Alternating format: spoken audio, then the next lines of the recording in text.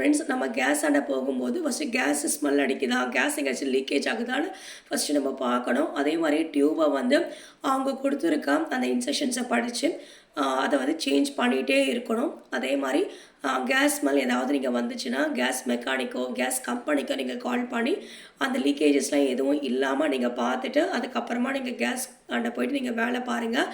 கேஸில் இருக்க பர்னர்ஸை அதில் இருக்க ஸ்விட்சை ஆஃப் பண்ணுங்கள். கேஸ் சிலிண்டரில் இருக்க ஸ்விட்சை நைட்டில் வந்து ஆஃப் பண்ணிவிட்டு காலைல எழுந்து அதுக்கப்புறமா நீங்கள் ஆன் பண்ணுங்கள். அதே மாதிரி நீங்கள் தேவைப்படும் போது கேஸ் அடுப்பை பற்ற வச்சுட்டு மெயின் சிலிண்டரில் எப்போவுமே நீங்கள் கேஸோட ஸ்விட்சை நீங்கள் ஆஃப் பண்ணியே வைங்க. அதுதான் நல்லது. ஜன்னல் கதவு இதெல்லாமே நீங்கள் திறந்து வைங்க. உங்கள் வீட்டில் நீங்கள் பாதுகாப்பாக கேஸ் ஆண்ட செய்யுங்க. ஏன்னா இது எதுக்காக நான் சொல்கிறேன்னா, நேற்று ஒரு அம்மா இறந்துட்டாங்க. அவங்க என்னென்னா கேஸை வந்து ஆன் பண்ணிவிட்டு அந்த லைட்டரையும் வத்திப்பெட்டியும் தேடியிருக்காங்க. அப்படி தேடும் போது என்ன ஆயிருக்குன்னா, அவங்க கையில் வத்திப்பெட்டி தான் கிடச்சிருக்கு.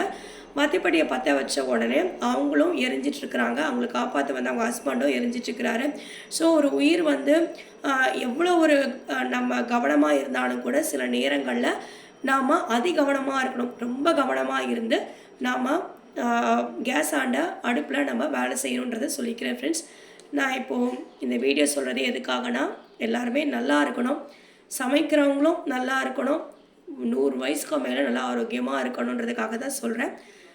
நீங்களும் ஃபாலோ பண்ணிக்கோங்க. உங்களுக்கு தெரிஞ்ச கேஸ் ஆண்ட போகும்போது என்னென்னலாம் செய்யக்கூடாதுன்றதை கமெண்ட் பாக்ஸில் எழுதி அனுப்புங்க.